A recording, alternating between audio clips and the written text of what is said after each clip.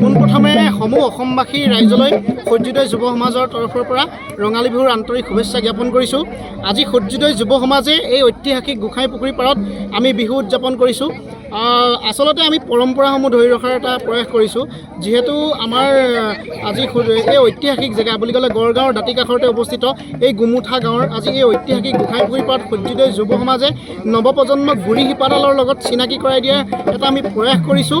আৰু দেখিছে আপোনালোকে যিহেতু ৰাইজে যি ধৰণে সহায় সহযোগ কৰিছে আমি ধন্যবাদ জনাইছোঁ ৰাইজক আৰু আপোনালোকৰ সংবাদ মাধ্যমকো মানে ধন্যবাদ জনাইছোঁ। এখন ভিতৰুৱা গাঁৱত আহি আপোনালোকে আমাৰ ৰাইজৰ আগত চিনাকি কৰি দিছে। এই ঐতিহাসিক গোঁসাই পুখুৰীৰ পাৰৰ সূৰ্যোদয় যুৱ সমাজক আপোনালোকে চিনাকি কৰি দিছে আৰু অসমবাসী ৰাইজলৈ আমি পুনৰবাৰ ৰঙালী বিহুৰ শুভেচ্ছা জনাইছোঁ আৰু ধন্যবাদ জনাইছোঁ সকলোকে।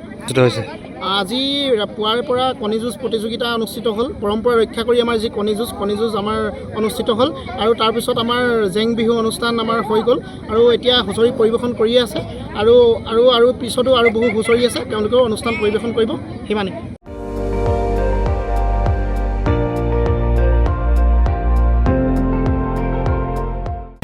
আপুনি চাই আছে ND24, সৰ্বশ্ৰেষ্ঠ নহয় সৰ্বোত্তমৰ দৌৰ।